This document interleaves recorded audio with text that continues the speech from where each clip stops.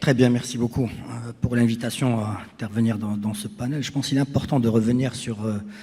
la vision portée par Sa Majesté le Roi pour contribuer à accélérer la coémergence du continent africain. Sa Majesté le Roi a fait de la coopération Sud-Sud le principal pilier de la politique étrangère où l'Afrique est la priorité en veillant à placer le développement humain et durable au centre de l'ensemble des actions, des projets, des programmes et des initiatives que le Royaume du Maroc met en œuvre pour accélérer cette coémergence. Et en prenant le partage d'expériences et de l'expertise que le Maroc a développé tout au long de ces années avec les frères et sœurs du continent africain. Sa Majesté le Roi s'est personnellement engagé dans cette dynamique depuis son accession au trône il y a maintenant 25 ans. Sa Majesté le Roi est le chef d'État africain qui a le plus visité l'Afrique, plus de 50 visites royales dans les pays africains, plus d'une trentaine de pays africains ont été visités. Des centaines de projets ont été lancés à l'échelle continentale dans l'ensemble des sous-régions, des 5 sous-régions du continent par Sa Majesté. Plus d'1 millier d'accords ont été signés grâce à son leadership. Et surtout une dynamique économique nationale qui s'est projetée dans cette volonté, cette vision d'accélérer cette coémergence africaine, où à la fois nous allons retrouver un secteur privé financier marocain présent et fortement engagé, comme l'a signalé Sextiani ce matin, mais aussi le secteur public, que ce soit les départements ministériels, les différents établissements publics ou offices aussi qui sont engagés dans cette dynamique. Et enfin, la société civile avec toutes ses composantes, jeunesse, femmes, etc.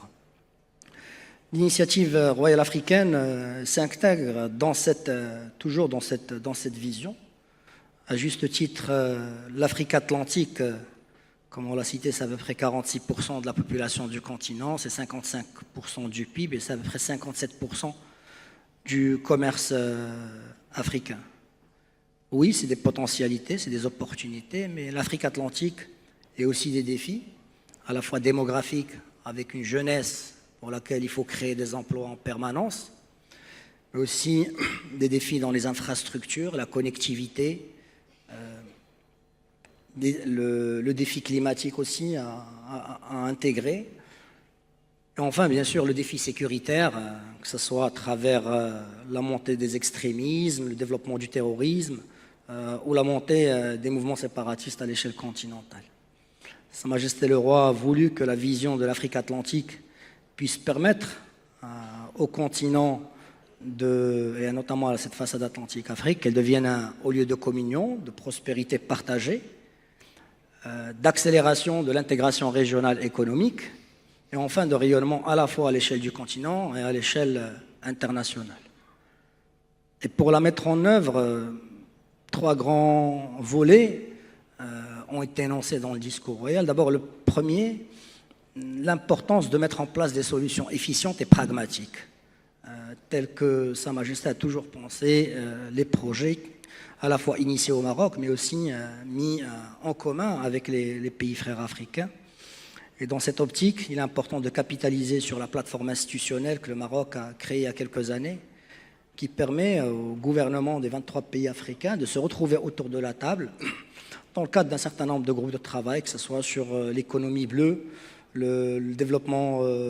durable, la paix et la sécurité, mais aussi les infrastructures et la connectivité. Et donc capitaliser sur cette plateforme pour essayer de travailler tous ensemble, gouvernement, acteurs du secteur privé et financier, société civile,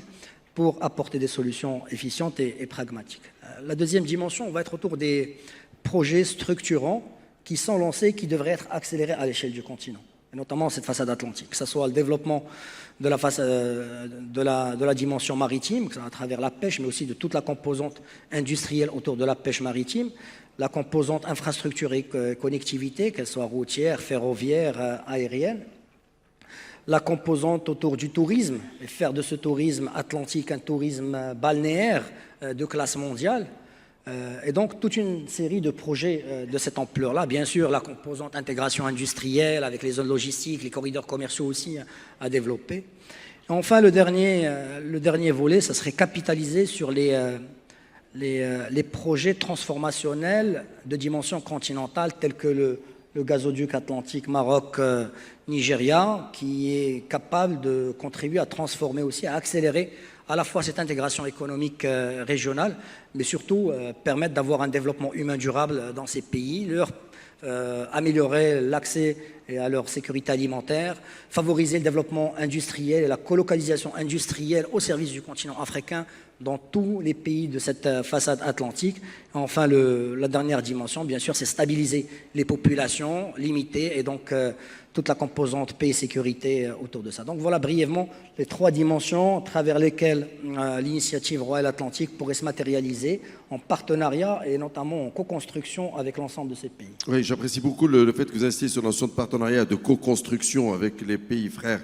de la région. Je vous proposerai de revenir tout à l'heure, un peu plus tard, sur les projets structurants. Mais entre-temps, monsieur l'ambassadeur, j'aimerais vous demander, pour ma compréhension, mais certainement pour celle des différents participants à ce Forum international Afrique Développement, de manière un peu plus, si vous pouvez nous parler de manière un peu plus précise sur l'initiative internationale de Sa Majesté le Roi pour favoriser l'accès des pays du Sahel à l'océan Atlantique. Parce que je vous ai écouté, mais géographiquement, évidemment, ça interpelle en termes de questions pour mieux comprendre concrètement comment ça peut être. En fait, l'initiative royale qui favoriserait l'accès des pays du Sahel à l'Atlantique s'intègre complètement dans cette initiative atlantique. Parce que Sa Majesté, toujours dans cet esprit de solidarité agissante, a voulu, en développant cette façade atlantique, aussi en faire bénéficier les pays du Sahel qui sont aujourd'hui enclavés. Et donc, à juste titre, les pays du Sahel, ils partagent tous aussi les mêmes défis que ceux que j'ai cités de la façade atlantique, mais c'est des pays qui ont aussi des vocations communes, notamment autour de l'agriculture, autour des mines, avec un potentiel notamment dans le solaire, un potentiel énergétique aussi. Et donc, quand on regarde à la fois les défis et les opportunités entre le Sahel et les pays de l'Atlantique, et ce qui est en train de se développer de manière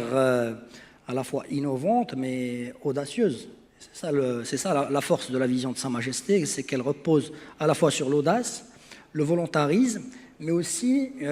une ambition décomplexée. Et c'est ce qui sort en fait des paradigmes historiques, de se prendre en charge, d'assumer son avenir tel qu'on le conçoit par nous-mêmes, avec nous-mêmes. Et donc c'est dans cet esprit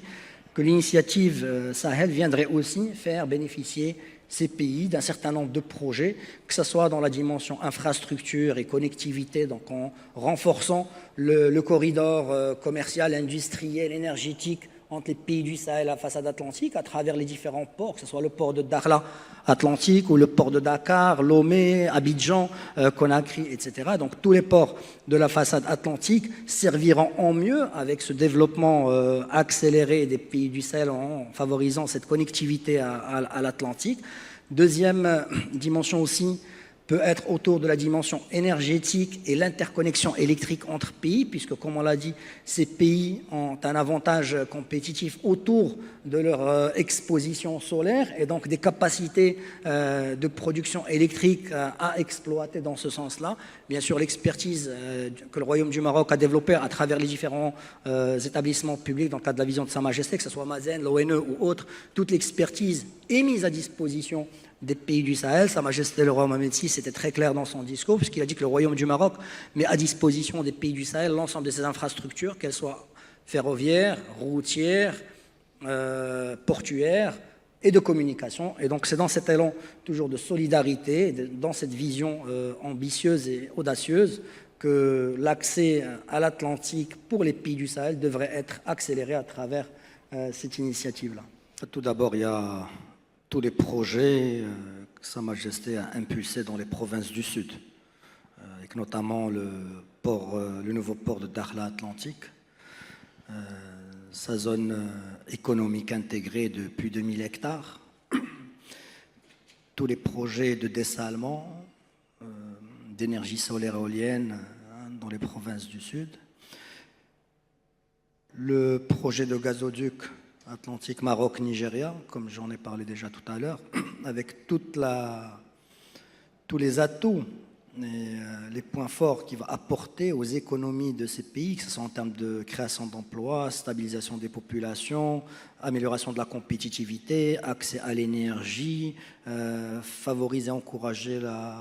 l'industrialisation de ces pays, la colocalisation. Et enfin, bien sûr, en combinant le gaz et l'ammoniac, c'est le fertilisant, et donc améliorer la sécurité alimentaire de l'ensemble de ces pays. Mais aussi, c'est la réflexion que Sa Majesté a instruit, qui a été démarrée, pour doter la façade atlantique d'une flotte nationale de marine marchande. Donc l'étude est en cours sous l'égide du ministère des Transports. Et donc, en sommant tous les projets existants aujourd'hui dans les provinces du Sud, le projet de gazoduc, et les projets impulsés dans les différents pays, que ce soit, comme je l'ai dit, dans l'interconnexion électrique, dans les infrastructures, la connectivité, le corridor commercial Sahel-Atlantique avec les différents ports secs ou zones économiques intégrées qui sont en cours de développement, l'ensemble des infrastructures routières, ferroviaires, portuaires. Et donc, c'est ce type de projet qui permettrait à la fois d'atteindre l'ambition prônée par Sa Majesté le Roi de faire de cette zone des 23 pays et des 4 pays du Sahel, donc de 27 pays, une zone de prospérité, de stabilité partagée, mais aussi accélérer cette ambition continentale d'intégration économique, commerciale, industrielle et humaine à la fois.